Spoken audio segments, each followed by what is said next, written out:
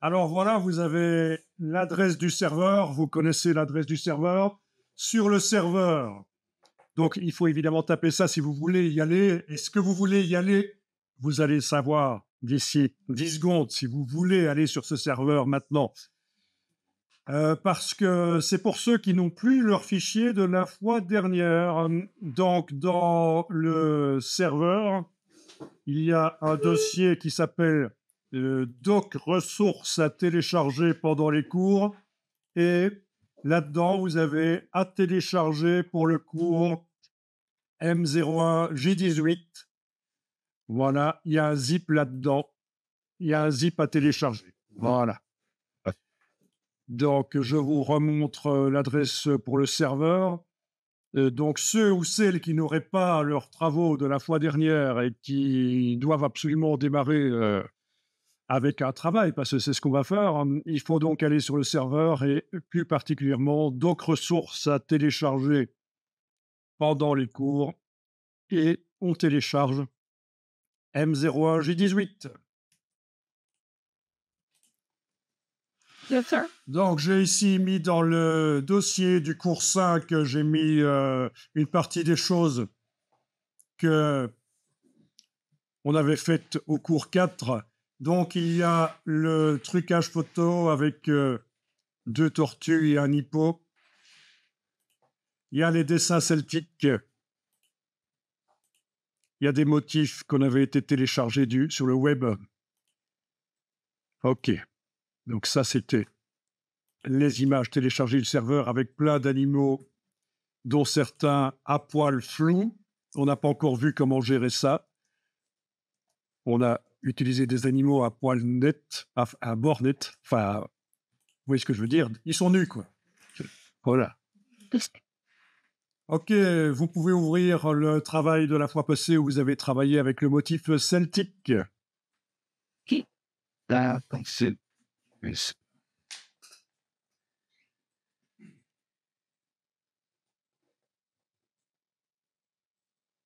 Voilà, si vous vous souvenez, ça ressemblait à ça. Affichage, repères, effacer les repères. Oui, on n'a pas besoin des repères. Affichage, repères, effacer les repères. Palette des calques. Et voilà, on avait fait un boulot avec une image qui venait du web et qui était déjà entourée de transparence, c'était un PNG. Et puis il y en a une autre où il a fallu nous-mêmes effacer le fond blanc et faire en sorte que l'image soit entourée de transparence. C'est important qu'il y ait de la transparence, mais parce que pour voir évidemment l'image d'en dessous à travers les trous, mais aussi pour pouvoir mettre des effets spéciaux qui ont été mis ici, voilà.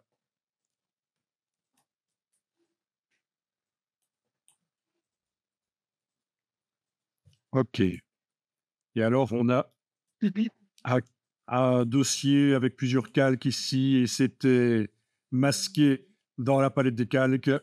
C'était pas affiché avec les tortues et l'hippopotame, mais ça, c'est autre chose. Je vais le laisser non affiché pour l'instant. Bon, ce qu'on va faire, c'est faire un petit test de création de motifs.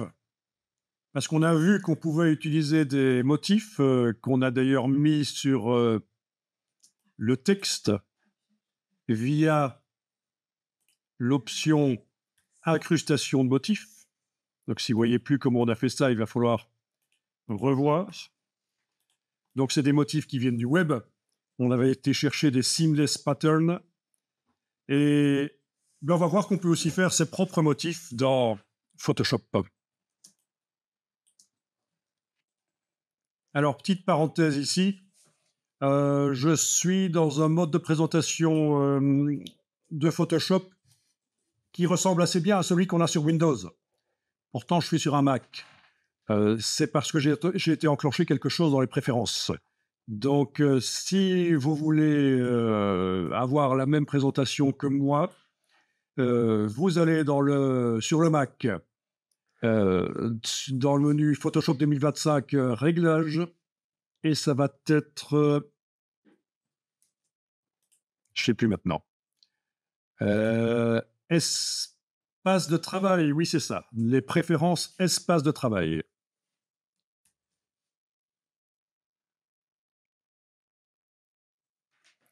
Et alors, chez vous, je pense que ceci, est-ce que c'est coché ou pas? Non. Il n'y a aucune des deux qui est cochée, hein. Mais vous cochez activer le mode plein écran natif et alors ils vous disent que ça prendra effet au démarrage, au prochain démarrage de Photoshop. Bah écoutez, cochez ça et redémarrez Photoshop et vous allez voir ce que ça donne, hein. Moi, j'ai pas besoin de redémarrer, c'est déjà fait. Voilà, je trouve que finalement, ce mode de présentation est pas si mal que ça pour travailler.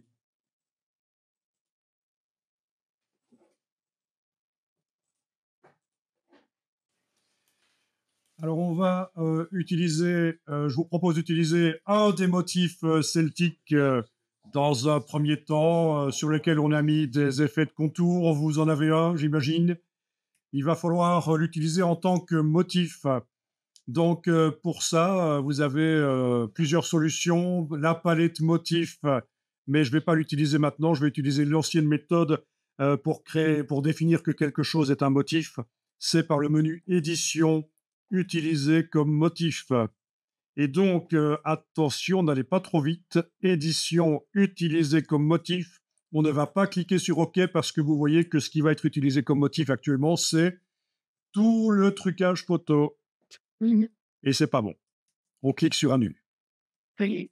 Donc, une solution, c'est de ne faire apparaître que le calque qui concerne le motif celtique. Et pour ça, vous enfoncez la touche Alt, la touche Option, et vous cliquez sur l'œil en face du calque du motif celtique, et donc tous les autres yeux s'en vont. Alt-clic, ça enlève tous les autres yeux. Option-clic. Je sais pas trop ce qu'il faut dire, Alt ou Option, parce que d'un clavier à l'autre, ça s'appelle la touche Alt, et sur d'autres claviers, la touche Option, donc vous voyez que c'est pas génial. Alors, édition, à nouveau, utilisé comme motif, mais encore une fois, n'allez pas trop vite, parce qu'il y a une sacouée qui va d'un AVC. Qu'est-ce qui ne va pas? C'est qu'il y a beaucoup d'espace autour du motif, et là, j'ai une crainte que ce soit intégré. On n'a pas besoin d'avoir autant d'espace autour du motif celtique, là. Donc, j'annule. Bien, donc ce que je vais faire, c'est...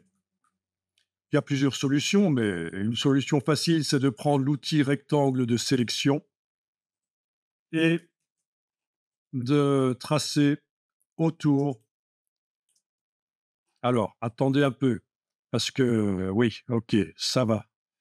Vous allez juste dire que on a un damier quand même de transparence qui est hyper désagréable, là. Vous l'avez aussi? Peut-être qu'il est plus grand chez vous, parce que moi, je suis sur un écran 4K et vous, vous êtes sur un HD. Donc, il est peut-être quand même un peu plus grand. Je vais quand même aller régler dans ce document la manière dont la transparence s'affiche, parce que voilà. Et la manière dont la transparence s'affichera, parce qu'on est dans Photoshop, la manière dont la transparence s'affichera pour tous les documents. Est-ce que chez vous, le damier est déjà modifié ou vous avez le damier standard qui vibre comme ça et qui est désagréable aux yeux? Le mien, Il est désagréable. Il a mal été élevé, il est mal éduqué. Alors, Santé. vous allez sur Mac, dans le menu Photoshop 2025, sur PC, ce sera Édition, le menu Édition. On va chercher Réglages, parfois ça s'appelle encore Préférences. Donc, Photoshop sur le Mac, menu Photoshop Réglages, et sur PC, menu Édition, Préférences. Et on va aller chercher le réglage de la transparence et des couleurs non imprimables. Couleur non imprimable n'a rien à voir, ce qui m'intéresse, c'est la transparence ici. Donc, au niveau de la grille, je vais mettre espacé. Déjà derrière, on devrait voir que ça change. Au niveau ici des couleurs, je vais mettre moyenne. Et je vais cliquer sur une des deux couleurs pour la modifier grâce au sélecteur de couleurs qui s'ouvre et qui est en mode T. Le T est enclenché. Je vais bouger la petite pastille, je la garde à gauche parce qu'il ne faut pas la coloriser. Et je la bouge de manière à ce que l'échantillon sur lequel j'ai cliqué se rapproche visuellement de l'autre, que ça ressemble un peu plus. Donc le but, c'est d'avoir quelque chose d'un peu plus agréable, acceptable comme présentation de damier, de transparence. Voilà. Et ça, ce sera valable pour tous les autres documents. Ce n'est pas lié à ce document-ci précisément. OK, j'imagine que ça a été pour faire ça. Voilà. J'ai un pro Donc avec l'outil de sélection, on entoure. Voilà. Et c'est ça qu'on va définir comme motif. Alors techniquement, il est possible de transformer une sélection par le menu sélection, transformer la sélection, mais il n'est pas certain que le motif, on pourra le faire après. Je vais tester, hein. Sélection, transformer la sélection, ça vous met des poignées au coin et ça permet de redimensionner la sélection éventuellement pour la resserrer peut-être un peu plus sur l'élément. Mais ça va peut-être avoir tendance à mettre du flou sur le bord de la sélection, ce qui va peut-être nous empêcher d'en faire un motif. Je valide. Voyons ce qui se passe maintenant. Édition utilisée comme motif, comme prévu, c'est grisé. Donc dans ce cas-là, on peut pas. Dans ce cas-là, on ne peut pas transformer la sélection parce que ça lui met un côté flou. Il veut une sélection à bord net. Ok, alors je fais sélection, désélectionner. Donc commande D. Et avec l'outil rectangle, je vais entourer à nouveau. Bon, alors, il y a peut-être une solution pour quand même que ce soit plus sympa et facile à faire, si vous avez du mal à viser, c'est de se mettre au centre ici. Au centre, si le centre est facile à trouver, voilà. Appuyez, commencez à tracer et enfoncez Alt et Shift. Voilà. Et on bouge en diagonale s'il faut, hein. Voilà. Et on lâche le bouton la souris, puis non, attendez. Pendant que vous faites ça, si vous avez un doigt encore disponible, vous pouvez enfoncer la barre d'espacement sur le clavier. Comme ça, vous pouvez même repositionner la sélection. Donc, Alt Shift et barre d'espacement vous permet même de redimensionner encore. Ça, c'est une astuce, la barre d'espacement. Voilà, on lâche le bouton la souris, puis les touches au clavier. Pas les deux en même temps. Il y a une chance sur deux que ça marche pas si vous lâchez les deux en même temps. Les touches au clavier sont une contrainte, il faut qu'elles restent enfoncées jusqu'à ce que vous ayez lâché le bouton la souris. Vous voulez que je répète? Oui, je sens que vous voulez que je répète. Je vais désélectionner, sélection désélectionner. Donc je prends l'outil de création de sélection. Bien entendu, dans les options là au-dessus, options que vous pouvez faire apparaître si ça n'apparaît pas par le menu fenêtre options. Mais chez moi, c'est pas coché dans le menu fenêtre parce que j'ai une configuration particulière sur le Mac ici.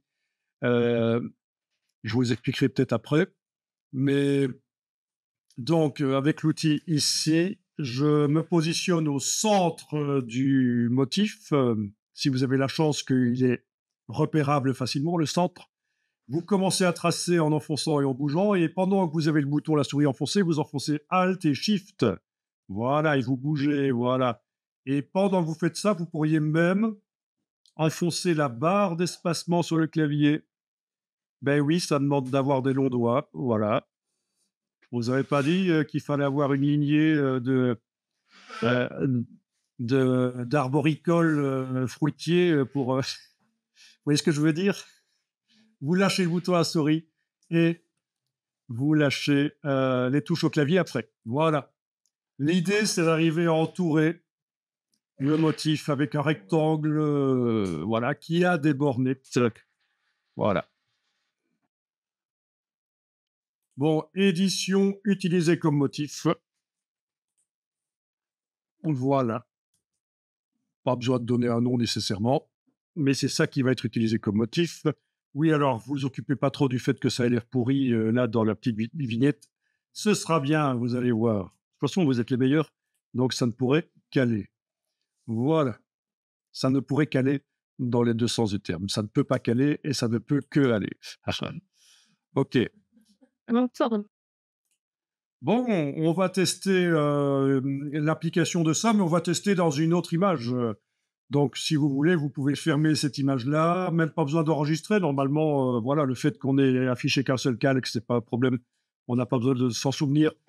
Et on va faire un nouveau document, fichier nouveau. Donc, au niveau des dimensions du document, on va les définir en pixels. Donc, à la place de millimètres, vous indiquez pixels. On va tester, c'est juste de manière arbitraire. Je vais tester sur un document de 3000 pixels sur 3000. Vérifiez bien que vous avez mis pixels ici. L'orientation, est-ce que ça doit être vertical ou horizontal? Question stupide, c'est déjà un carré. Ah. La résolution n'a aucune importance dans Photoshop, sauf si vous voulez imprimer directement au départ de Photoshop. Mais si c'est pour le faire passer l'image dans InDesign après, ça n'a strictement aucune importance. Ne croyez pas les bêtises que certains vous disent. Voilà. Couleur RGB. OK, ça a l'air d'être bien ça. On va dire c'est bon. Je clique sur créer. Voilà. On a une image blanche. Voilà. Et je vais appeler ça motif. Je vais l'enregistrer déjà sur le disque dur.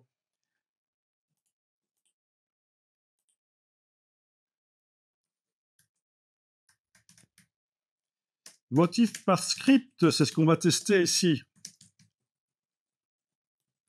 -01. Voilà.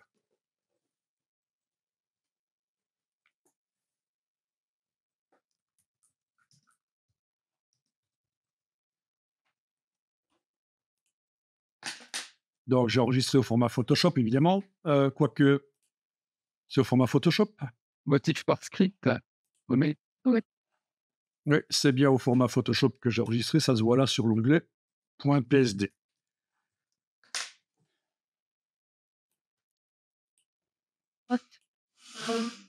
Bon, alors, on va tester. Et on va aller dans le menu Édition, Remplir. Vous allez choisir Remplir avec motif. Et ici, vous allez choisir le motif déjà, oui, en faisant apparaître la palette motif par la boîte Remplir. Et vous allez chercher, il doit être tout en bas, puisqu'on n'a pas géré son emplacement dans la palette motif, il est tout en bas, c'est le dernier, voilà. Voilà. Bon, ben, si vous voulez, vous pouvez déjà cliquer sur OK et voir ce que ça donne, voilà. Remplir, ouais. Alors, tu vois pas le motif, c'est que peut-être qu'il est là, mais qu'il est tellement grand que tu vois une partie du motif qui est blanche. Donc, voilà. Ce qu'on va faire, c'est édition, annuler, remplir. Édition, annuler, remplir. Parce que le problème, c'est qu'il est très, très grand. On va retourner dans édition, remplir. Et voilà, il n'y a pas de possibilité ici de décider de la dimension du motif. Donc, on a un motif qui est très grand avec beaucoup de pixels. Et forcément, quand on essaye de le remplir sur une image petite, au niveau nombre de pixels, ben, il est trop grand. Ou l'image est trop petite. Enfin, voilà, on ne sait pas. Voilà. C'est ça. Alors, on va quand même aller vérifier que vous êtes avec une image qui a le bon nombre de pixels. On ne sait jamais. Allez dans le menu Image, taille de l'image.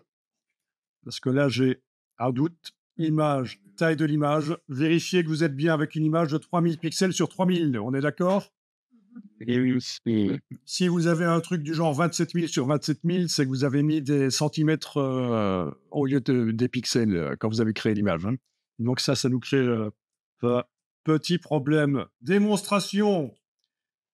Ne faites rien. Open your eyes. Ouvre tes yeux. Si je mets centimètres, j'ai pas entendu ce que le formateur disait, ou alors je me dis, oui, cause toujours, c'est moi qui ai raison. Voilà. 3000 cm sur 3000. Ah, il nous a ramené ça à 2540 parce que l'image était déjà trop grande. Il y a pas besoin de 100 mètres, c'est déjà. Ouais. Donc, si je crée... Ah, je vais peut-être planter l'ordinateur avec ça. Ouais. Mais sérieusement, moi, j'ai eu affaire à des gens qui se plaignaient de la qualité du matériel informatique, que ça prenait énormément de temps et puis on comprenait pas pourquoi. Voyons un peu ça. Est-ce qu'il a réussi à me la faire, l'image, ou c'est toujours l'ancienne? Non, il a même pas réussi à la faire. Non, il a pas réussi à la faire. Donc dans ce cas-là, l'ordinateur, il a pas voulu, en fait, OK, donc vous voyez, l'idée, il faudrait que je calcule, combien ça fait, en pixels une image de 3000 centimètres sur 3000, mais c'est monstrueux, c'est l'erreur à ne pas faire, quoi. OK, donc on est ici et on va, retourner dans édition, remplir avec motif personnalisé. C'est celui-là qu'on avait stocké, mais on va enclencher cette fois-ci le script. Script, voilà. Vous pouvez tester parmi tous les scripts. Écoutez, fond en briques, ça risque de pas le faire. On va voir. Fond en briques, OK. Oui, ça marche quand même. Parce que vous allez pouvoir ici définir la dimension du motif par rapport à l'image. Donc l'échelle du motif. Voilà, on va tester ça. Qu'est-ce qui se passe si on se met à quelque chose de plus petit, 0,3 par exemple? OK. Bon, ben voilà ce que ça donne. Ça répète. Bon, je vais utiliser la palette historique, menu fenêtre historique.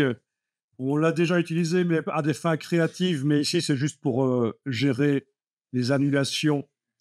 Donc, avec la palette historique, je vais revenir en arrière avant le remplissage. C'est la même chose que de faire un CTRL-Z, commande Z. Mais voilà. Et alors, donc, édition, remplir, et on va choisir un truc directement qui est un peu plus intéressant que le fond en brique. C'est le remplissage aléatoire. Remplissage aléatoire. Vous allez cliquer sur OK et vous avez la boîte de remplissage aléatoire. Et là, il va falloir régler la densité. Ah, ça peut prendre un peu de temps, hein. Voilà. Il te charler.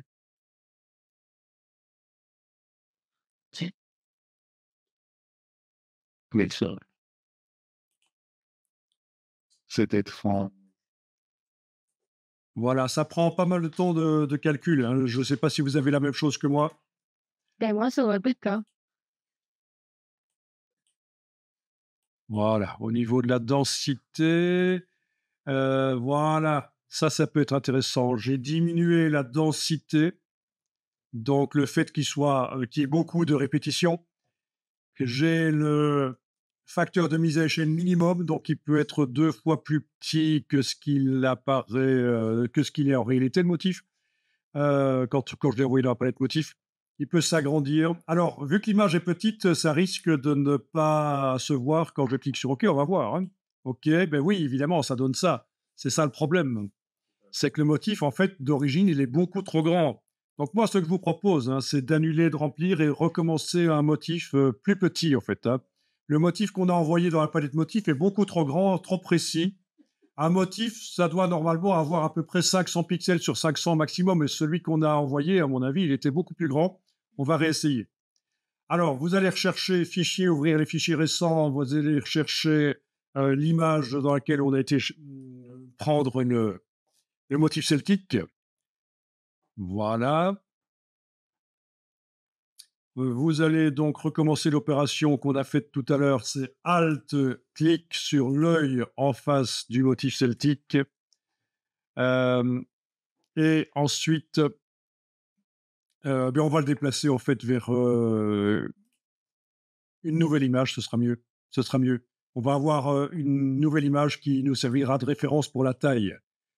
Ouais. Ça va, vous voyez votre image, pas de problème? OK. Donc, vous prenez, première chose, vous voyez votre image, vous avez affiché que le motif, bien, que l'icône celtique. Vous avez l'autre image de 3000 sur 3000 qui est là à côté? OK. Donc, vous allez prendre le calque et le déplacer sur l'onglet de l'autre image de 3000 pixels sur 3000, l'image blanche. Et puis, quand vous êtes là, c'est pas tout. Il faut descendre le calque dans l'image blanche et lâcher le bouton à la souris. Et voilà.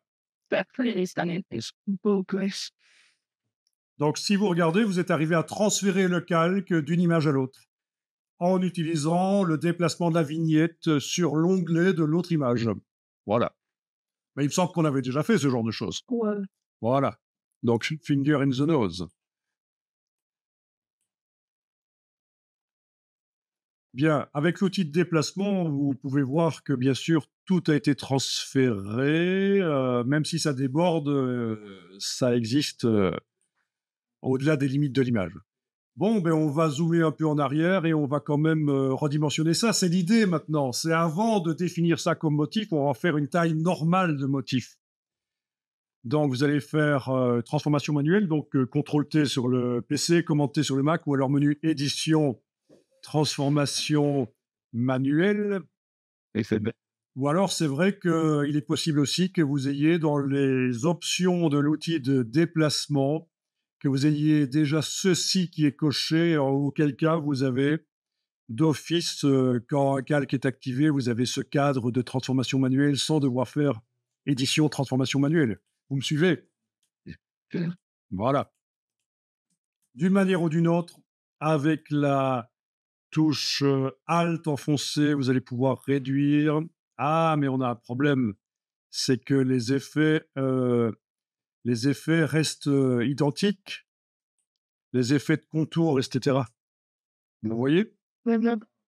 Ah oui, ça c'est foireux, c'est pas la même chose.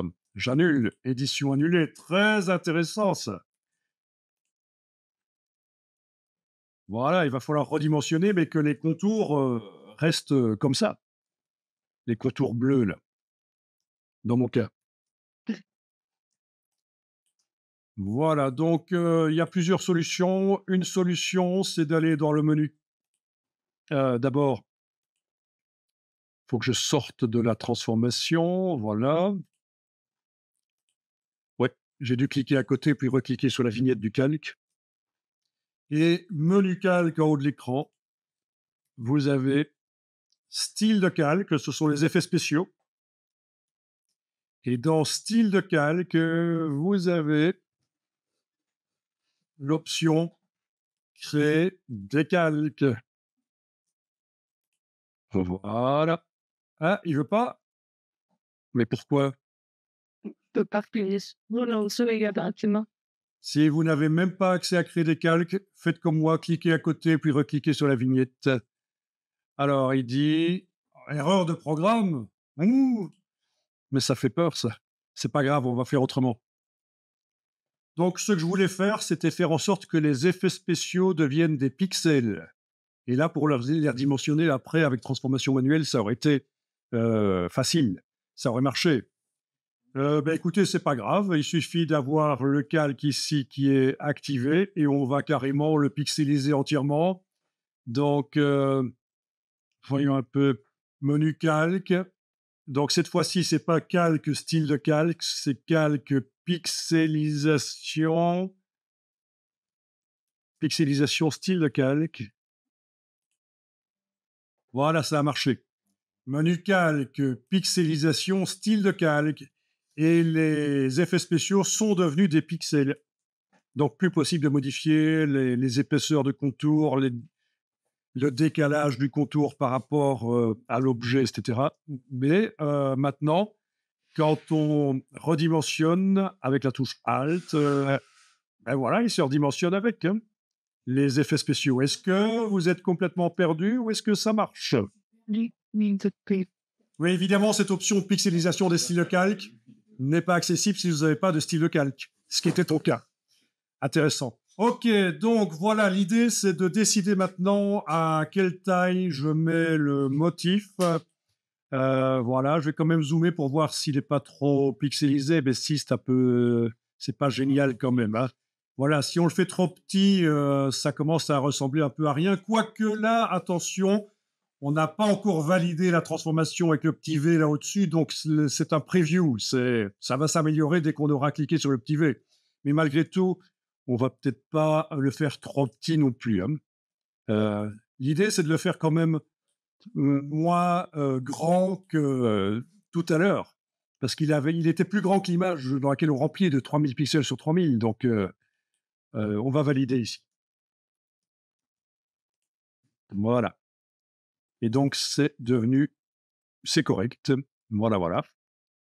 Le motif entouré de transparence. Ok, on y va. On va le définir en tant que motif, hein.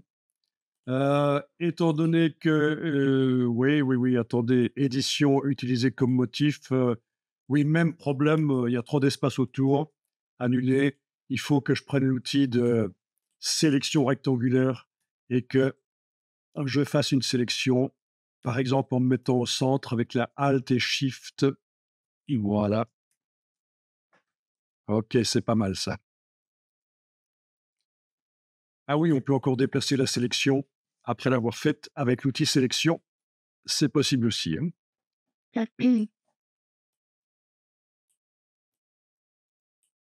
Il y a les repères commentés qui m'empêchent de mettre les choses exactement là où je veux. Donc, dans affichage, afficher, moi, je vais aller décocher les repères commentés. Voilà, donc je suis beaucoup plus libre dans le placement des choses. Ok, est-ce que ça a fonctionné? Vous arrivez à faire votre sélection autour du motif? Waouh. Ici. J'ai même désactivé le magnétisme, comme ça je suis tout à fait libre de le positionner où je veux. Ok, édition, attention, si vous faites édition, utilisé comme motif, il va avoir un fond blanc autour de lui, parce que le calque du fond blanc est affiché dans la palette des calques, le calque d'arrière-plan. Donc j'annule la création de motif, je dois enlever l'œil en face, il faut qu'il soit entouré de transparence, comme ça, voilà, ce sera beaucoup mieux. Édition utilisée comme motif, voilà, on y est finalement. Je pense que là, il sera bon. Voilà. Donc, ce qu'on peut retenir ici, c'est qu'avant d'utiliser un élément en tant que motif, vous avez peut-être intérêt à l'amener dans l'image dans laquelle vous voulez l'utiliser. Dans ce cas-ci, une image de 3000 pixels sur 3000, ce qui est déjà pas mal, hein. C'est quand même 9 millions de pixels, quoi. Et leur dimensionner avant de le définir comme motif. Voilà, c'est ce qu'on vient de faire ici. Bon, ben, une fois que c'est fait, on va pouvoir travailler. Vous pouvez enlever l'œil en face de ça et vous allez créer en face du calque. On n'a plus besoin de le voir. On va quand même pas l'effacer, hein, il ne mange pas de pain, on va le laisser là. Puisque vous connaissez l'expression, ça ne mange pas de pain. Vous cliquez pour créer un nouveau calque vide, vous cliquez sur le signe plus et on va tester le remplissage de motifs sur ce calque vide. Et je fais une petite question. Bon, mais petite parenthèse, puisque on a un problème concernant les plans de travail. Open your eyes, ouvre tes yeux. Tout à l'heure, quand on est allé dans Fichier nouveau et qu'on a fait un document de 3000 pixels sur 3000, pas 300, idiot. Ah, applique-toi un peu, hein. Ok. Certains ou certaines parmi vous avaient ceci coché. Pourquoi vous l'aviez coché? Non, je ne dis pas que vous l'avez coché, mais c'était coché chez vous, c'est parce que la personne précédente qui avait fait un document dans Photoshop avait coché ça et donc vous avez récupéré ça, hein, parce que Photoshop se personnalise au fur et à mesure qu'on l'utilise. Il fallait pas cocher, hein. Il fallait... Mais toi, tu dis qu'il fallait que je le dise, qu'il fallait que ce soit pas coché. Mais je ne pense pas à tout. Ah, mais il ne pouvait pas compter, tu n'as pas de la... Eh oui, je suis humain. Il faut dire ça à mon épouse. Je n'ai pas Dieu. Je ne suis pas un dieu, ni... je mérite quand même. Voilà. Bon, alors, allez, change de sujet. Alors, donc, résultat, vous obtenez ceci dans la palette des calques. Plan de travail 1.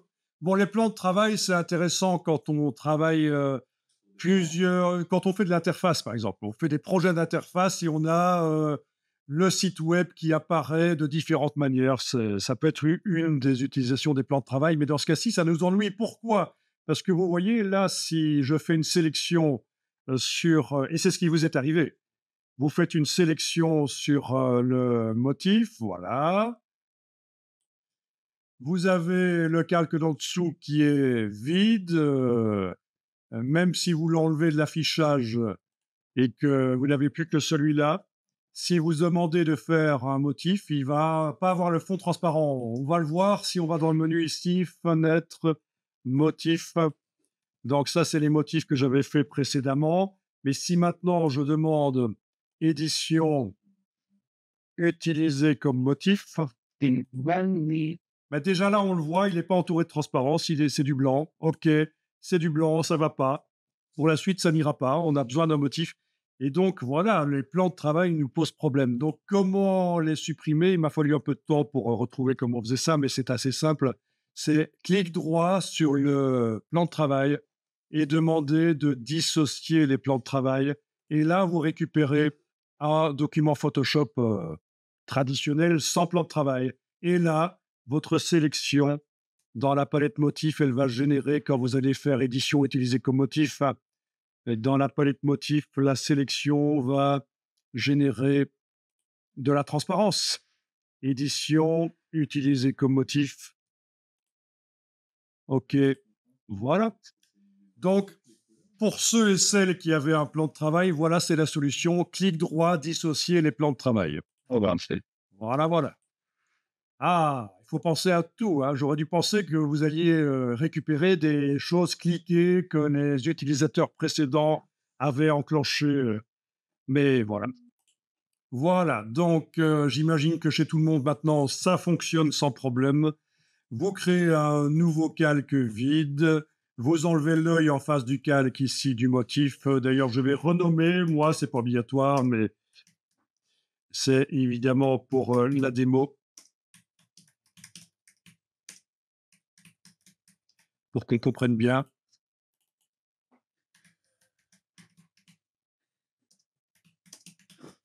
Voilà, le calque du dessus qui n'a pas de pixels, il est transparent, va être rempli du motif par un script. Il faut absolument que je désélectionne ici, j'ai plus besoin de la sélection. Voilà, sélection, désélectionner. Et on y va, édition, remplir, édition, remplir. Et le motif, lequel, attention, hein, il faut bien choisir le bon, mais dans ce cas-ci, il n'y a pas de problème. Voilà, je vais prendre le dernier, par exemple. Voilà. Remplissage aléatoire, c'est une des choses les plus intéressantes parmi les scripts de remplissage de motifs. Voilà. Et là, vous jouez sur la densité, sur les facteurs de mise à échelle, minimum et maximum. Je vous laisse remplir ça. Je vous laisse tester ça. D'accord. Ah, j'ai pas fait ça. Je ne sais pas. Voilà.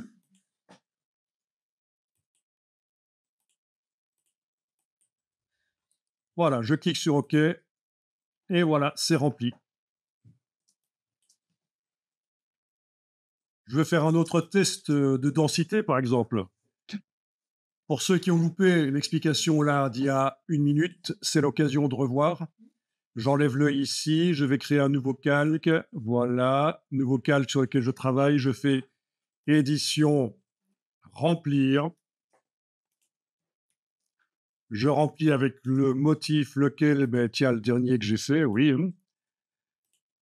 Script remplissage aléatoire, OK. Dans la boîte qui suit, je décide de la densité du motif, à quelle taille va avoir le plus petit, minimum, et quelle taille va avoir le plus grand. Voilà, donc je peux éventuellement faire des différences ici, voilà. Et je clique sur OK. Et voilà.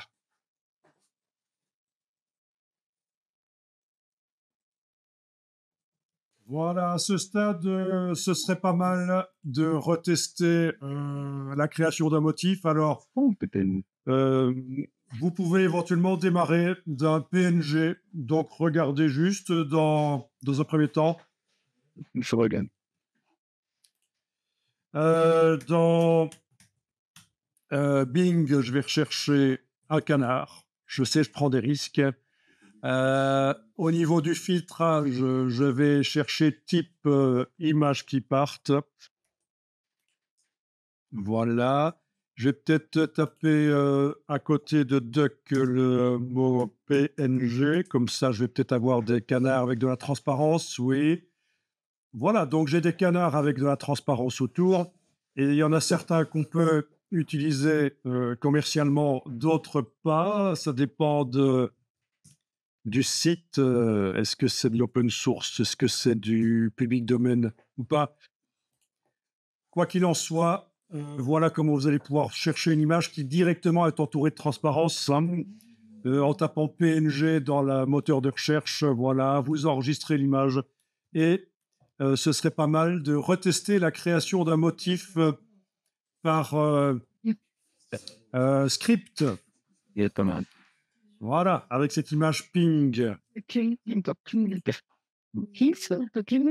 Donc, je vous rappelle la procédure. Il va falloir l'amener, cette image, dans le document qui fait notre document test, là, qui fait 3000 sur 3000. Donc, c'est un document de taille moyenne en 2025 pour Photoshop. C'est une taille moyenne de document. L'amener, le redimensionner pour qu'il soit plus petit, parce que bien sûr, là, je vais l'ouvrir, par exemple, je vais l'ouvrir mon canard. OK. Si je déplace le calque donc dans le document ici, oui, il est quand même, il est pas très grand, mais il est quand même grand. Donc, vous le redimensionnez éventuellement. Vous validez la transformation, vous entourez ça d'un rectangle, vous faites édition, utilisez comme motif. Voilà, le calque du canard, je peux le enlever son œil en face. Je travaille sur un calque vide que j'ai créé pour tester mon remplissage de motifs. Je fais édition, remplir. Je sélectionne ici le motif du canard dans la boîte de remplissage. Je suis bien toujours en script remplissage aléatoire, parfait. Voilà, OK, et voilà, parfait. Je vais peut-être annuler et revérifier quelque chose parce que j'ai un petit doute. Édition, remplir. J'ai un petit doute sur le fait qu'on obtienne dans l'image exactement ce qu'on a dans le preview ici. Donc, je regarde mes canards. Tiens, on est en faire pivoter le motif. Au fait, ça peut être intéressant, vous voyez. Faire pivoter le motif, si vous le décochez, il ne pivote pas. Ils sont tous dans le bon sens. Ils se marchent les uns sur les autres, mais bon, ça fait une différence quand même, hein. Bon, OK, je vais garder ça coché. Faire pivoter le motif, voilà. Donc ça ressemble à ça et quand je clique sur OK, ils sont moins denses quand même, hein. Donc là, il y a une astuce, il faut que je retrouve, quelle est l'astuce parce qu'entre le preview qu'on voit dans la boîte remplir et ce qu'on obtient réellement, il y a une différence et il y a une astuce dont il faut que je me souvienne, quelle est cette astuce. En tout cas, vous avez de quoi tester. Oui, donc dans la boîte de recherche ici, j'ai indiqué PNG qui partent, OK. Et vous voyez qu'il y a des PNG qui sont entourés de gris. Ça, c'est certainement parce que c'est de la transparence. D'ailleurs, il est indiqué transparent. Quand c'est entouré de gris, c'est certainement parce que c'est de la transparence. C'est vrai que le navigateur ne vous le montre pas nécessairement que c'est de la transparence. Il n'y a pas le damier. Il n'y a pas le damier, mais quand on voit que c'est gris clair, c'est certainement de la transparence. Ouais, ça va le faire que ce soit. Ah ouais. Ça? Mais si, là, c'est certainement de la transparence. Pourquoi? Est-ce que tu me provoques, en fait? Ah, C'est vite. C'est vite.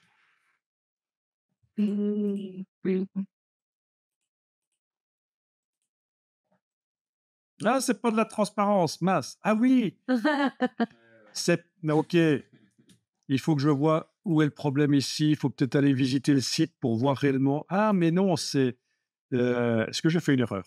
Non, t'as raison, c'est pas vraiment de la transparence dans ce cas-là. Pourquoi? Ah là, on voit la transparence. Oui, parfois, c'est l'image d'un damier aussi, il faut faire gaffe, hein. Ah oui, oui, oui, oui. Oui, c'est vrai que le navigateur ici, Firefox, montre quand même quand c'est de la transparence. Oui, oui, il montre quand c'est de la transparence. Ça n'a pas toujours été le cas, mais il montre. Donc, vous avez pas d'excuses. Alors, vous avez Firefox qui... Bah non, moi, c'est l'image d'un ami. Ça fait. Ah, ça peut être l'image d'un damier aussi, oui, oui. Il le prend juste. Ouais, voilà. Mais c'est des résultats de recherche. Alors, parfois, on voit les previews qui sont sur le site. Donc, bah, écoutez, vous allez finalement trouver un canard entouré de transparence ou sinon, vous le rendez, vous l'entourez de transparence vous-même. Mais écoutez, c'est pas difficile. Voilà. Open your eyes, ouvre tes yeux, comme l'autre disait. Je vais ouvrir l'image, la fameuse image là qui pose problème. Comment je peux faire en sorte que ce soit de la transparence autour? D'abord, il faut être certain qu'ici, il ne soit pas indiqué dans la palette des calques arrière-plan. Ça ne doit pas être indiqué arrière-plan. Si c'est indiqué arrière-plan, on double-clique dessus. Si, par exemple, je viens de recréer le problème ici. Si vous avez ça, par exemple, il faut double-cliquer sur le calque, le transformer en calque 0 qui peut contenir de la transparence. Ensuite, il faut faire menu sélection. Il faut utiliser ça. On va utiliser ça, l'outil de sélection de sujet. Et on va survoler. On clique. Voilà. Bon, ça a sélectionné le sujet. On fait sélection intervertir. Maintenant, ce qui est sélectionné, c'est ce qui se trouve entre le bord de l'image et le sujet.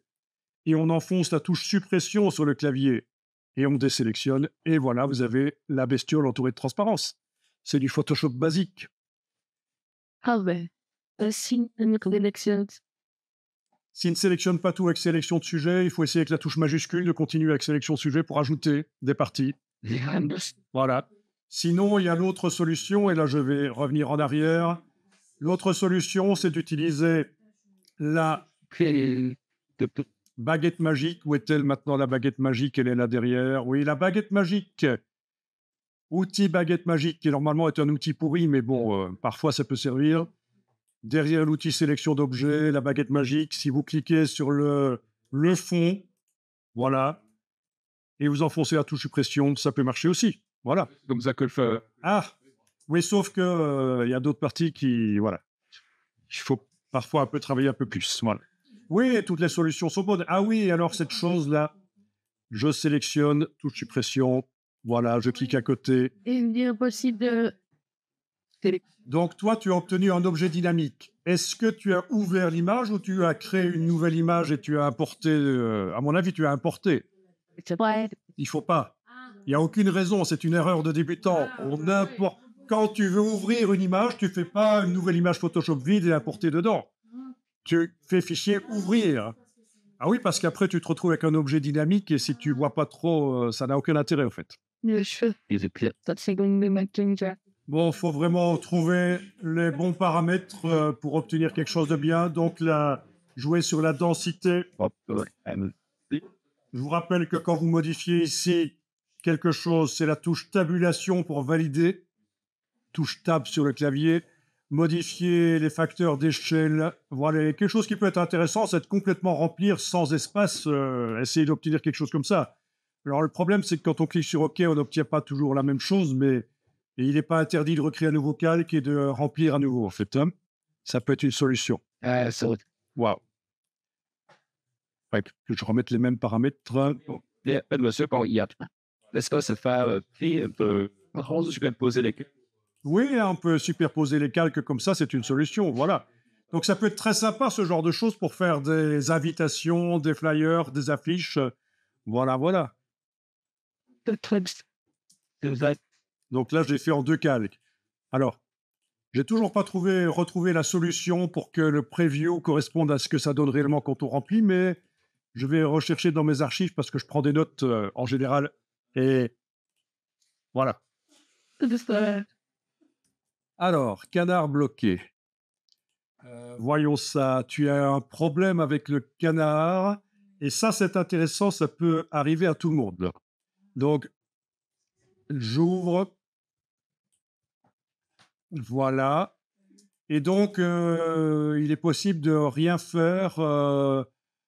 Qu'est-ce que tu n'arrivais pas à faire? En faire un motif. Quand tu sélectionnes comme ça, édition utilisée comme motif est accessible apparemment ici. Mais on va voir le fond. Ah, le fond, mais attends, le fond, Au fond. c'est un faux fond, c'est un damier.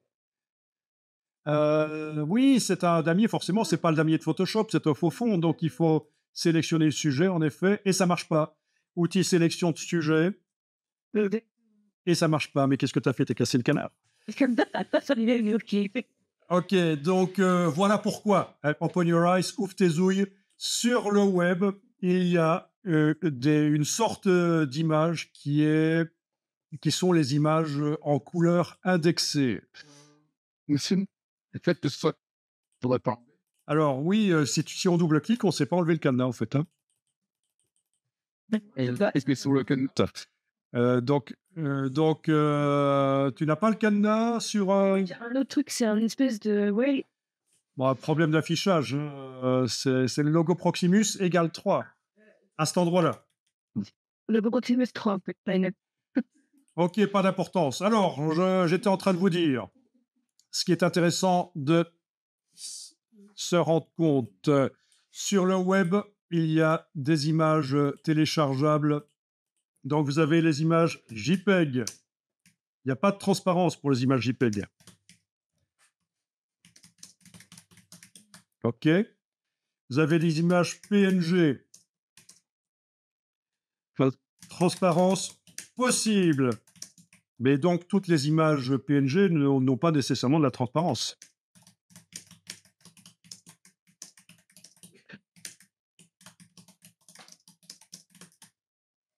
Transparence.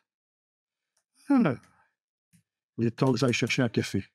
Voilà. Donc, ça, c'est le point. En fait, je suis en train de faire le point sur les formats qu'on trouve sur le web.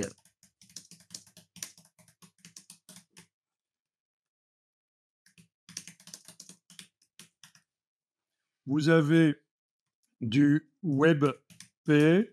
Voilà. Qu'est-ce qu'on a d'autre comme format? Ça, c'est un format pour le mobile. Hein. Qu'est-ce qu'on a d'autre comme format qu'on trouve sur le web? Ben, le GIF. On est d'accord?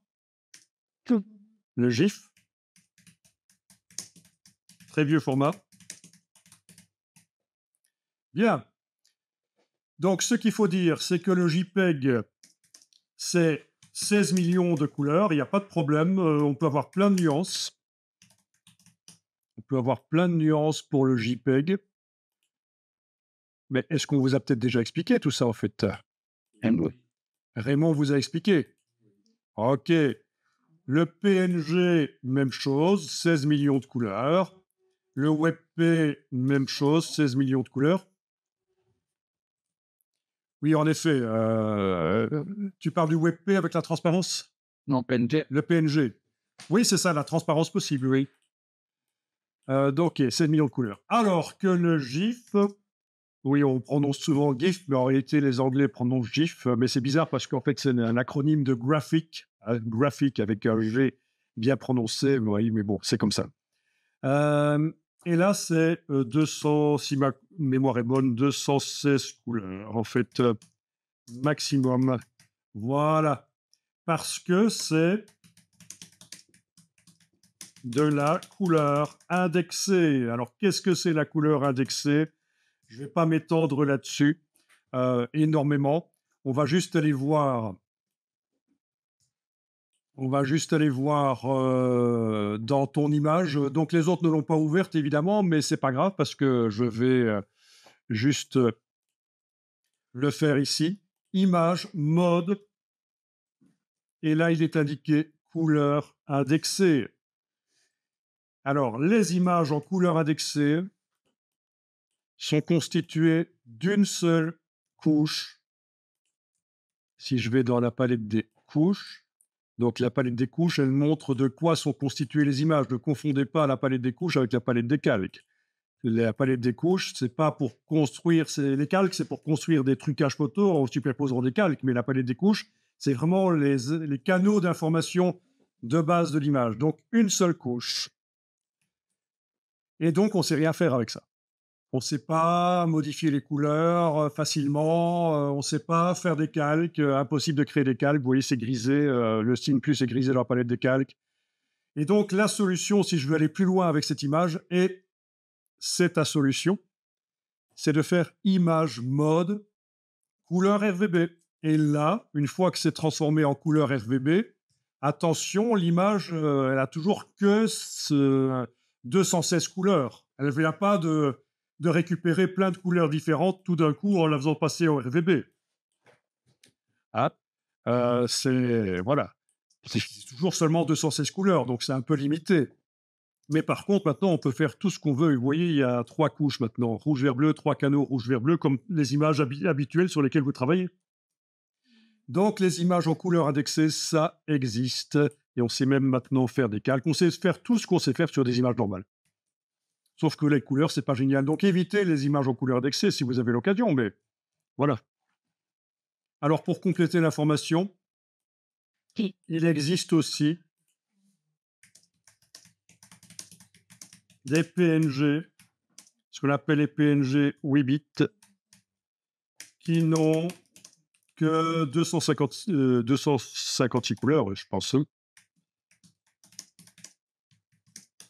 Voilà, pour les PNG, c'est un format d'image qui est réputé être de qualité, sauf que, attention, il existe des PNG anciennes méthodes, on va dire, qui sont comme les GIFs, ils sont très limités au niveau des couleurs, et quand vous les ouvrez, ce sera aussi des couleurs indexées, vous ne saurez rien faire avec, sauf si vous convertissez en RVB.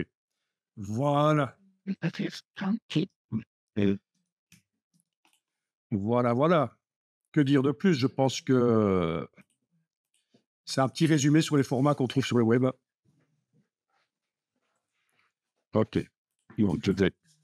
Ça, voilà. Je vais vous mettre ça sur le... Voilà, ok. Ah. Ok. Donc, ça marche, là. Donc, ce que tu dois faire dans ton cas, tu as un faux damier, en fait. Un faux damier constitué de pixels, en fait. Hein. Donc, ce que tu dois faire, c'est outil, par exemple, de sélection de sujet. Ah oui, je dois activer le bon calque parce que j'ai créé un calque vide que je vais jeter. C'était pour la démo. Donc, je suis sur le calque du canard. Voilà, sélection de sujet. Ensuite, sélection intervertir. Le calque doit être un calque 0, pas un calque d'arrière-plan. Donc, je double-clique ici et je le transforme en calque 0. OK. Voilà. Et puis, touche suppression.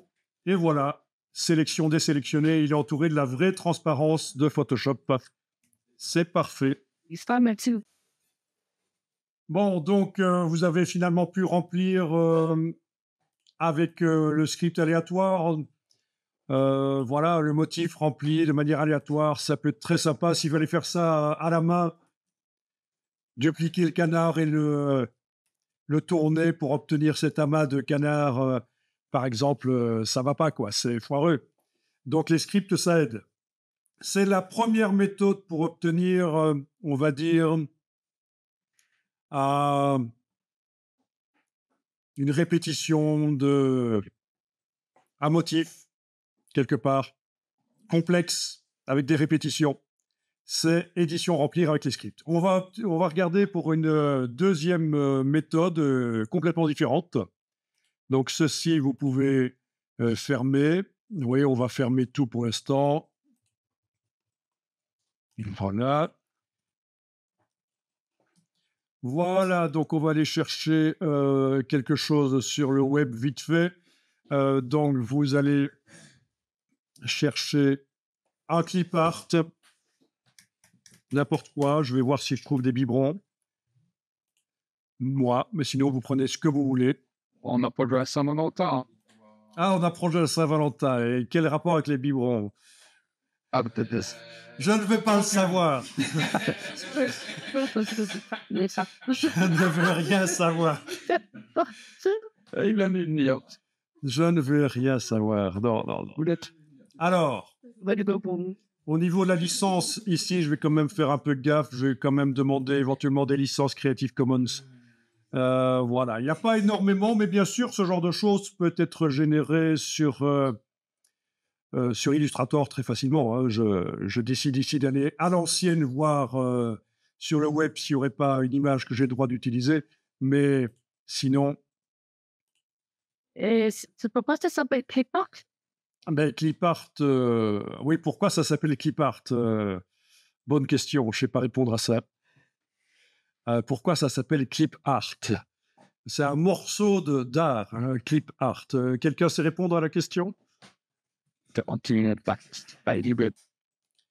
Ok, je vais enregistrer le biberon ici. Au fait, il est au quoi? Il est en PNG, oui, PNG. Voilà. Mais bien sûr, je vous répète, j'aurais très bien pu le faire dans Illustrator très rapidement et le récupérer dans Photoshop. D'ailleurs, on va faire le test, puisque vous me provoquez. On va faire le test. Toujours en cas de, où vous allez, dans le cas où vous allez chercher une image sur le web, vous avez demandé open source ou domaine public. Toujours, c'est conseillé d'aller visiter le site, comme je le fais ici. Visiter le site et regarder quelles sont les conditions d'utilisation. Quelles sont les conditions d'utilisation? C'est où? C'est ça. Dans ce cas-ci, ben, évidemment, chaque site est différent. Voilà. Bon, je ne vois pas les conditions d'utilisation de ce site-ci. Je cherchais quelle est la licence Creative Commons. Est-ce qu'on est obligé ou pas de citer l'auteur dans le travail dans lequel on utilise l'image? Mais non, je vois pas. C'est plutôt ennuyé. Il faudrait que je me connecte, login peut-être. Mais c'est toujours une bonne idée de prendre une copie écran du site avec l'image. Comme ça, en cas de contestation de l'artiste qui aurait été lésé, que le site est un site pourri, qui aurait été volé des images, vous avez de quoi déjà vous prémunir, dire que vous étiez de bonne foi, que vous avez trouvé ça sur un site qui annonçait que c'était gratuit. Ah, licence ici. On a le mot licence, et donc c'est la licence certainement pour toutes les images du web. Open Clip Art. Voilà, donc moi je vous conseille de faire des copies écran. Est-ce que je peux utiliser les clip art pour un usage commercial? Ça, careful.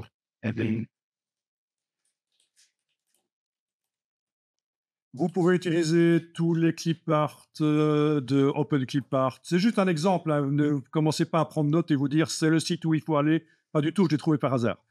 Même pour un usage commercial illimité. Voilà, donc tout ça est intéressant de prendre comme copie écran pour se prémunir.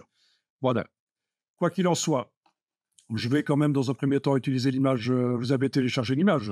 Après, on ira voir sur Illustrator si on peut en générer une facilement. C'est intéressant. Mais là, vous avez réussi à télécharger l'image. Vous l'ouvrez dans Photoshop et on va l'utiliser.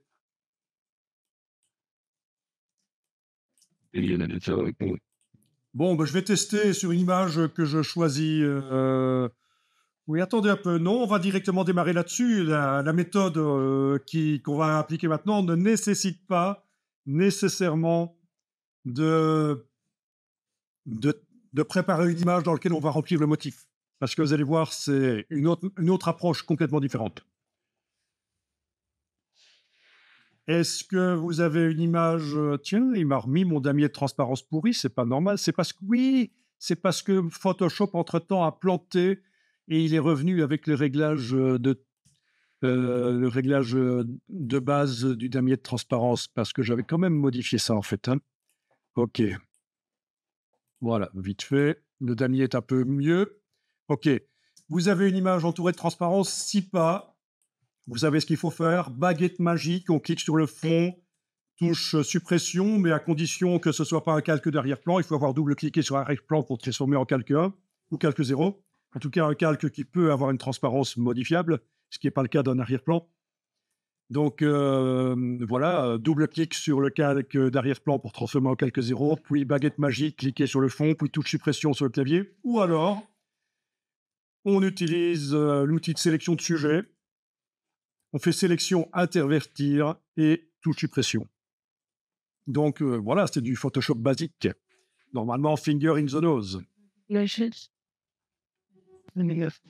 Donc, vous n'utilisez pas comme motif. Hein. Ça, c'est l'ancienne méthode. Hein. Là, il faut juste que l'objet soit entouré de transparence. C'est juste ce qu'il nous faut. C'est juste pas là. Voilà. Et donc, tout le monde est à ce stade où il y a encore des petits problèmes, dites-le. On est là pour s'amuser. Ok, donc la méthode qui va être montrée ici, qui s'appelle aperçu du motif, fonctionne mieux si vous avez affaire à un objet dynamique. Donc, il va falloir positionner le pointeur à droite du nom du calque, faire un clic droit, convertir en objet dynamique. À droite du nom du calque, clic droit, convertir en objet dynamique. Vous avez à ce moment-là un objet dynamique, la petite icône ici vous l'indique. Et là, vous allez dans le menu affichage et vous demandez aperçu du motif. Vous enclenchez aperçu du motif. Alors, il y a un petit message qu'il est possible de ne plus afficher si ça vous ennuie, bien sûr. Il vous dit que l'option aperçu du motif fonctionne mieux avec des objets dynamiques. Ben justement, ça tombe bien, on vient d'en faire un. La transformation des calques pixels, donc non objet dynamique, c'est moi qui précise, peut entraîner des résultats inattendus. Voilà. Donc, travailler avec des objets dynamiques, c'est mieux. OK, et voilà. Et on peut zoomer en arrière et vous voyez le motif. Voilà. Voilà, dans un premier temps, ce que je vous propose de faire, c'est de faire en sorte que les biberons se superposent, qu'il y en ait plusieurs identiques qui se superposent. Donc, ce qu'on va devoir faire, c'est déjà peut-être... oui, on va faire ça. On va prendre le calque, l'amener sur le signe plus. Il y a d'autres solutions, mais en voilà une. Voilà, vous avez une copie. Vous travaillez sur la copie. Et avec l'outil de déplacement, il n'y a pas besoin de faire de sélection. Outil de déplacement, vous allez pouvoir déplacer. Et voilà, on a le deuxième biberon. Et on va pouvoir éventuellement le tourner par transformation manuelle, ou alors si dans l'outil de transformation ici, bien sûr, de déplacement ici, si vous avez ceci qui est coché, option de transformation, vous avez d'office le cadre qui vous permet de tourner. Tourner, on a dit. Voilà. Il faut que ce soit coché. Non, il ne faut pas nécessairement que ce soit coché, parce qu'on peut faire aussi édition, transformation manuelle. Alors, voyons un peu ce qui se passe si je fais le signe V. OK, ça n'a pas super bien marché ici. Je vais annuler ça parce que ça n'a pas super bien fonctionné. Voyons un peu quand on copie et qu'on fait une transformation manuelle. OK. Alors, le problème, c'est que... Où est le problème avec ce biberon? Voyons un peu si on redimensionne. Bien sûr, ça va fonctionner.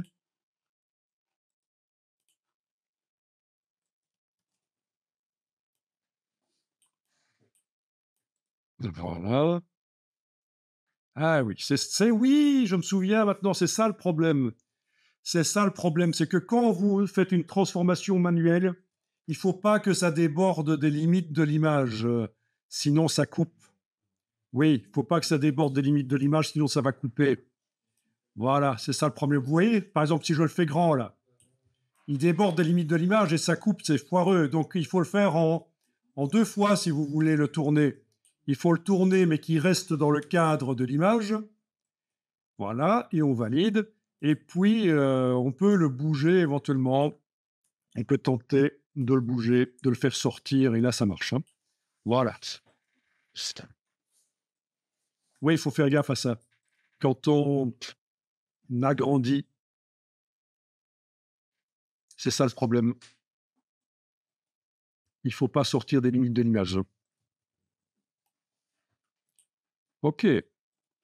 Je vais en faire un troisième. Tiens, je vais dupliquer.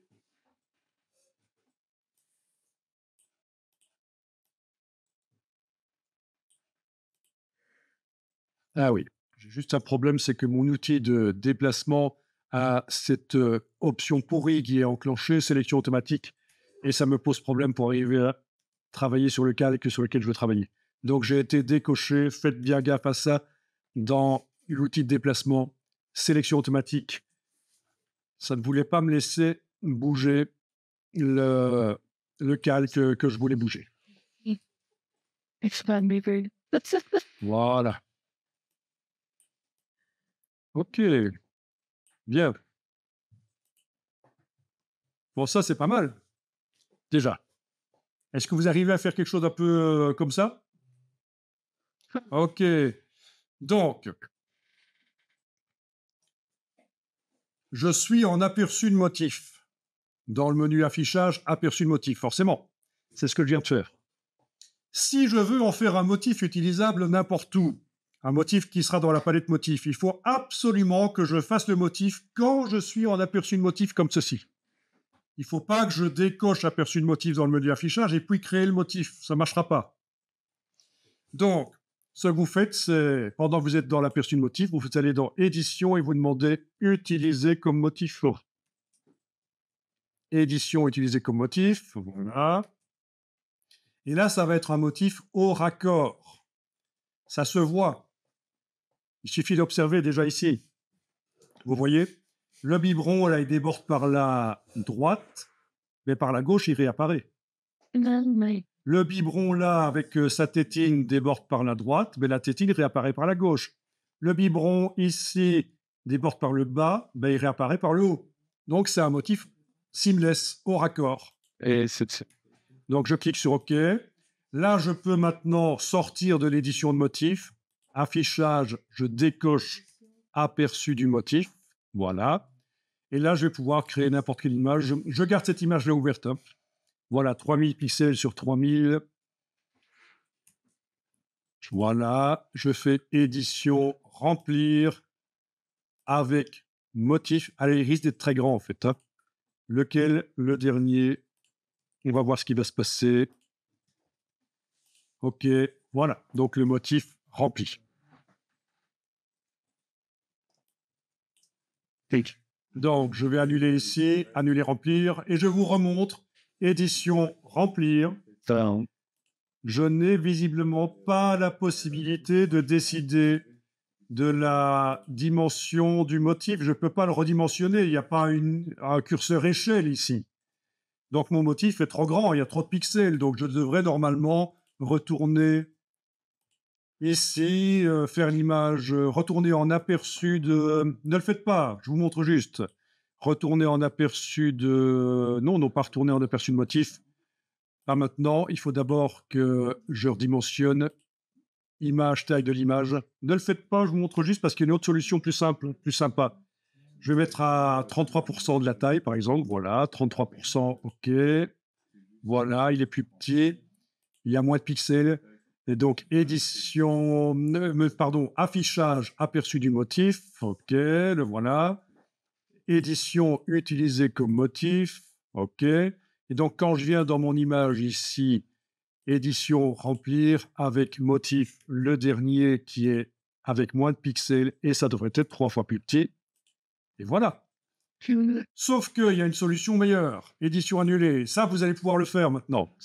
Vous demandez dans le menu de la palette des calques, enfin le menu ici de 2001 dans le bas de la palette des calques, il y a d'autres moyens d'y arriver bien sûr, vous demandez de créer un calque spécial qui est un calque de motif.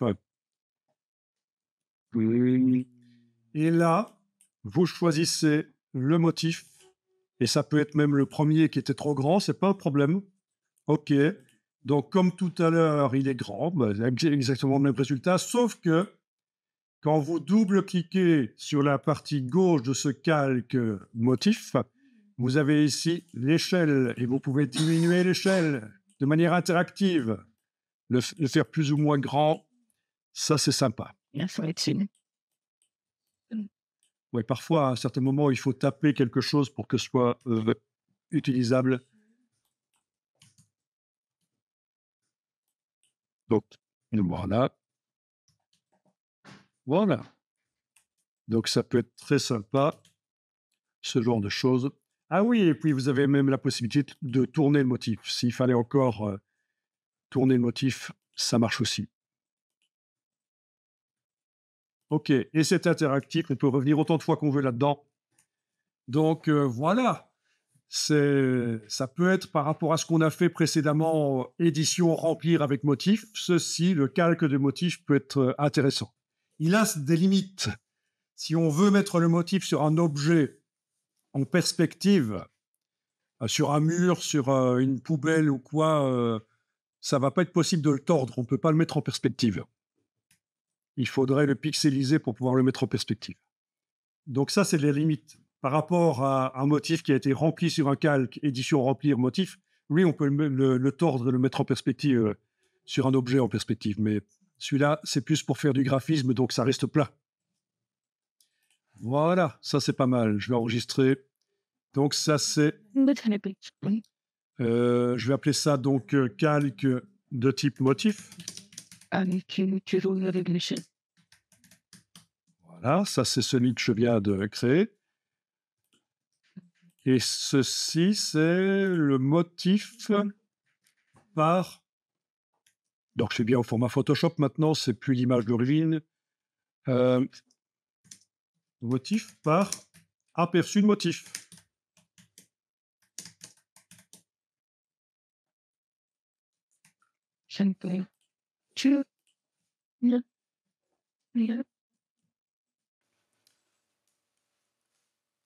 Voilà, pour ceux qui sont les plus avancés parmi vous, si vous avez déjà réussi à faire le motif par aperçu de motif, vous pouvez aller retourner, on y est déjà d'ailleurs, en aperçu de motif évidemment, et vous pourriez faire des différences de couleurs sur les biberons. Ah oui. Donc, différentes manières de faire des corrections couleurs. Je vous en montre une sur le biberon qui est là, oui, celui-là.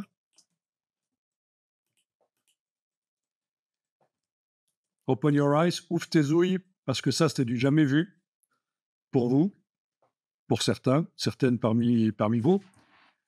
Il va falloir, dans le menu de 2001, demander de la teinte saturation.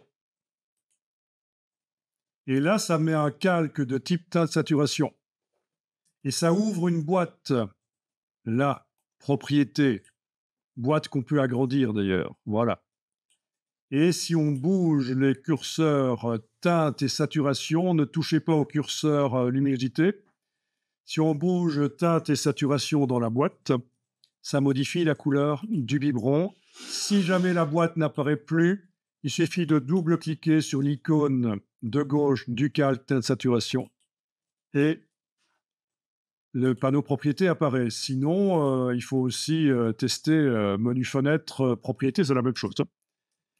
Bon, est-ce que ça vous botte, ça va, ça passe?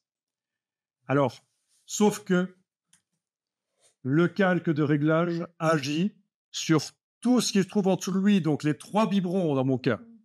Si je veux qu'il n'agisse que sur le biberon juste en dessous de lui, celui qui était activé au moment où j'ai créé le calque de réglage, il faut que je fasse de l'écrêtage. Alors attendez, parce que je vais voir s'il n'y a pas une solution facile pour vous, parce que...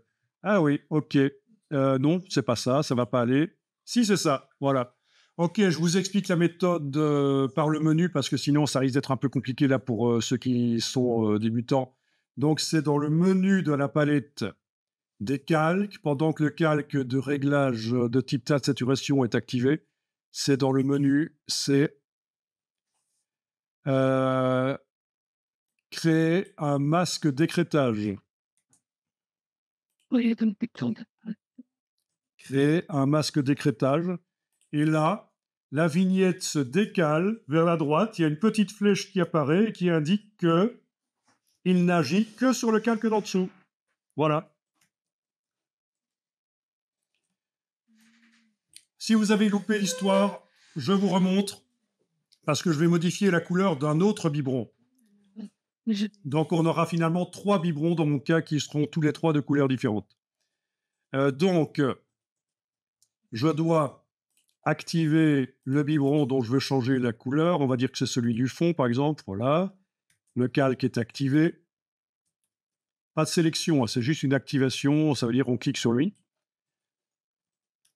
Je vais dans le menu de la demi-lune demander teinte saturation. Et je bouge les curseurs. Voilà.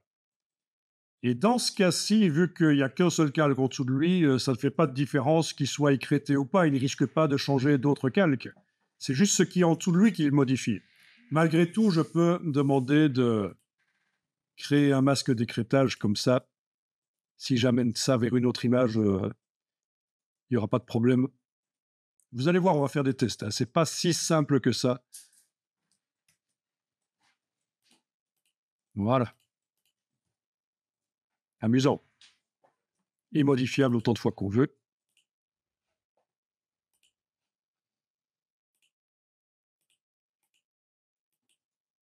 Voilà. Est-ce que quelqu'un est coincé? N'hésitez pas à le dire. Donc, dans l'aperçu de motif, utilisation pour la première fois des calques de réglage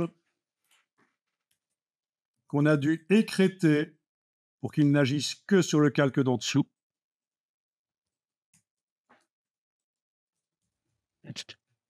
Donc, je vous rappelle, pendant qu'on est en aperçu du motif, dans le menu affichage, vous pouvez faire édition, utiliser comme motif.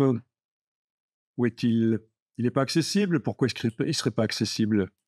Édition, utilisée comme motif. Ah non, il n'est pas accessible. Ah oui, c'est parce que c'est un calque de réglage qui est activé. Saleté. Ok, je vais cliquer en dessous de tout. Aucun calque n'est activé. Et là, ça marche. Voilà. Ah, gros piège. J'ai cliqué en dessous de tout parce que quand le calque de réglage était activé, il ne voulait pas faire un motif. Donc, c'est édition, utilisée comme motif. Là, on voit que c'est un motif qui sera au raccord. Je ne vous réexplique pas, mais vous voyez.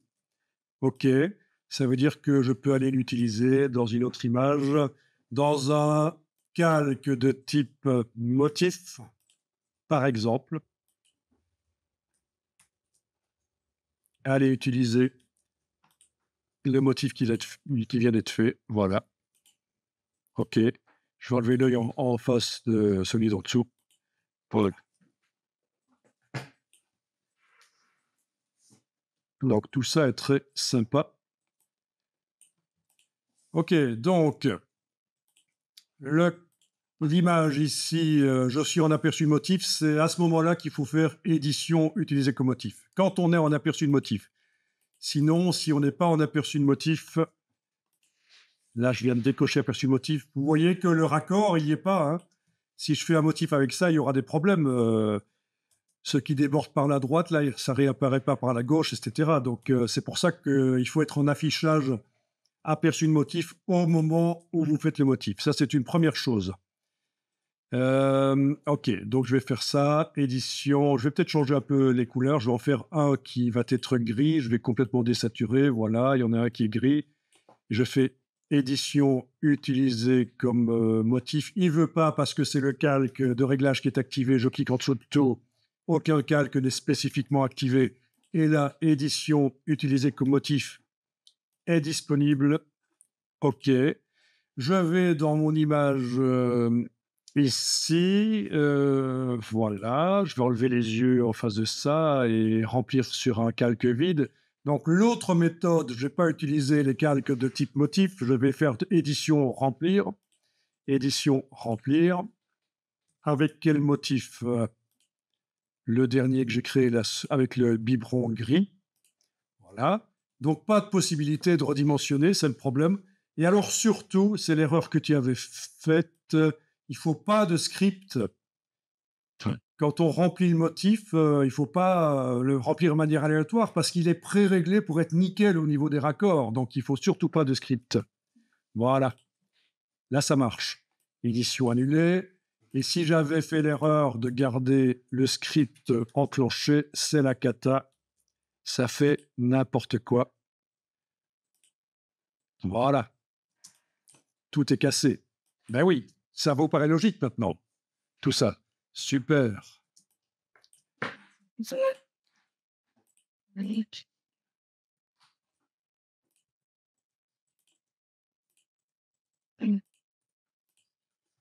Alors, ce qu'il faut dire, c'est que ici, dans l'aperçu de motif, j'ai donc modifié les couleurs des biberons, mais toutes les couleurs ont été modifiées, c'est-à-dire le corps du biberon, et le bouchon, la tétine, tout a été changé par le calque de réglage.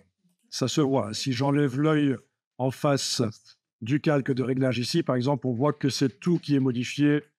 L'autre calque de réglage, même chose, tout est modifié. Il serait évidemment techniquement possible de faire en sorte que ça ne modifie pas tout. Bah écoutez, en fait, il y a une méthode très simple. Open your eyes, ouvre tes ouilles. Est-ce que vous avez, comme moi, un calque de réglage qui modifie toutes les couleurs de ce qui se trouve en dessous? OK. Open your eyes. Vous avez ici, le calque de réglage est arrivé avec un masque de fusion. Je l'active, c'est-à-dire je clique sur lui, il est encadré. Ça veut dire que je travaille sur lui. J'active le pinceau normal, pas le pinceau à turlute ou je ne sais quoi d'autre. Hein. Le pinceau normal. Je vais dessiner en noir. Éventuellement, je clique sur les cases pour réchantonner ici. Et puis, je fais aller le noir à l'avant-plan, je dessine en noir. J'enfonce sur le clavier du Mac ou du PC les touches CTRL-ALT, donc CTRL-Option. Sur le Mac, je fais un clic gauche et sur le PC, ce sera un clic droit. Et je bouge de gauche à droite, c'est la dimension de la brush. Et de haut en bas, c'est la dureté de la brush. Donc, je répète, j'enfonce les touches CTRL-Option, CTRL-ALT sur le clavier. Si je suis sur un Mac, j'utilise le bouton gauche de la souris. Si je suis sur un PC, ce sera le bouton droit. J'enfonce le bouton de la souris, je garde enfoncé, je bouge de gauche à droite, c'est le diamètre. De haut en bas, c'est la dureté de la brush. Voilà. Et en dessinant en noir dans le masque, je vais pouvoir empêcher le réglage de se mettre à certains endroits. Donc, ce réglage-ci, c'est lequel? Rappelez-moi, c'est celui-là, oui, c'est celui qui fait ça, oui. Voilà. Je dessine donc dans le masque en noir. Et voilà, j'empêche le réglage d'agir à cet endroit-là. C'est le masque qui permet de moduler l'application du réglage. Allez-y, testez ça. Ah tiens, je vais faire la même chose sur le gris. Donc si vous n'avez pas bien vu, je vais refaire l'explication. J'ai le calque de réglage du dessus, là, qui transforme le biberon en gris. Ça se voit.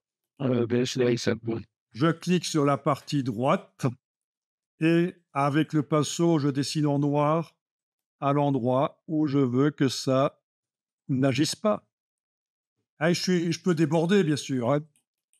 Enfin, je ne peux pas déborder vers le biberon là, mais partout ailleurs, je peux déborder. Et voilà. Amusant. Est-ce que ça fonctionne pour faire ça? J'arrive juste à agrandir c'est tout. Voilà. Que dire de plus?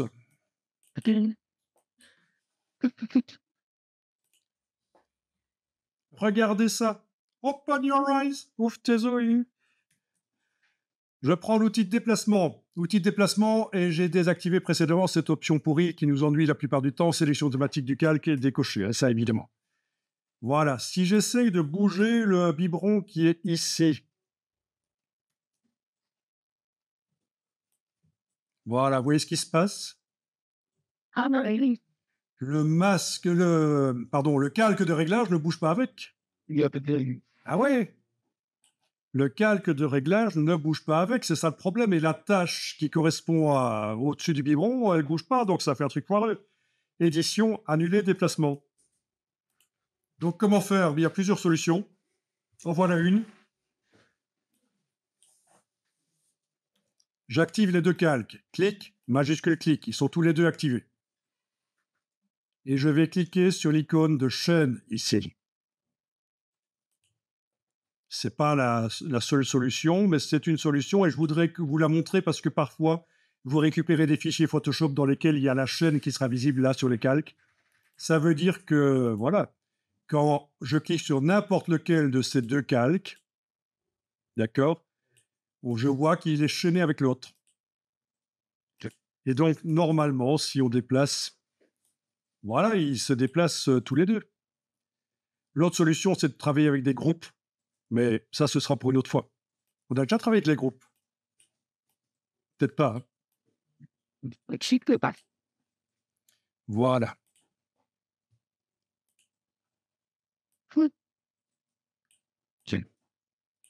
Ok, n'oubliez pas, et j'annule, que quand vous voulez tourner le sujet, il faut qu'il soit entièrement dans le cadre de l'image, sinon ça pose un problème.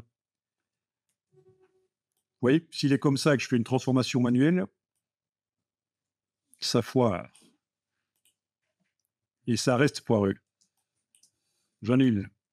Je le mets dans le cadre, transformation manuelle, je le tourne, je valide, et là je peux le faire ressortir. S'il fallait. Oui, bah oui, c'est comme ça. C'est un peu foireux, mais c'est comme ça. Ok, ça c'est pas mal. Et, si jamais le cadre, on ne peut pas le modifier.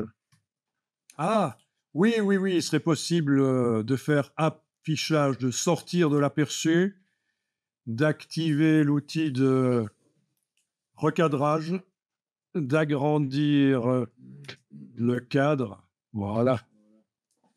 Et ça devrait être possible de... Plus correct. Ben, ça dépend, parce que maintenant, quand je reviens dans affichage aperçu du motif, j'ai plein d'espace entre, logique. Ah, ben oui. Ah ben oui. C'est si je voulais mettre des choses, par exemple comme du texte, je peux par exemple prendre l'outil texte et aller mettre du texte, je clique, voilà, j'ai pas enfoncé et bougé la souris, j'ai juste cliqué, comme ça je fais une ligne de texte, et voilà, et je vais mettre,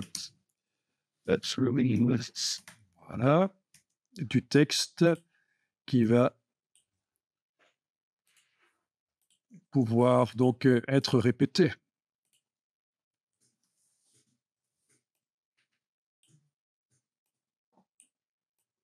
Voilà. Dupliquer. Vous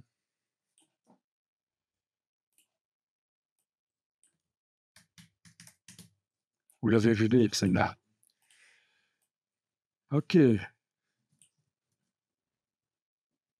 Ah, il est là. Oui, c'est. Ah, etc.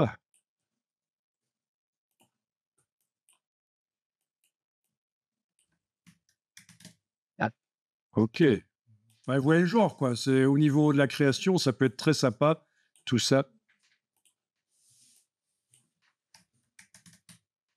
Maurice. Et ça vous fait rire. Vraiment. Ok. Donc, édition utilisée comme motif pour l'utiliser en tant que motif au raccord.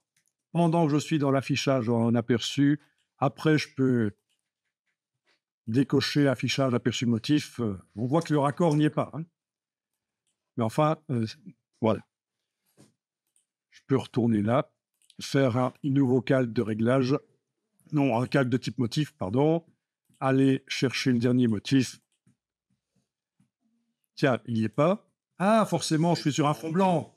Donc, je vais devoir créer un autre calque en dessous dans lequel je vais remplir avec une couleur.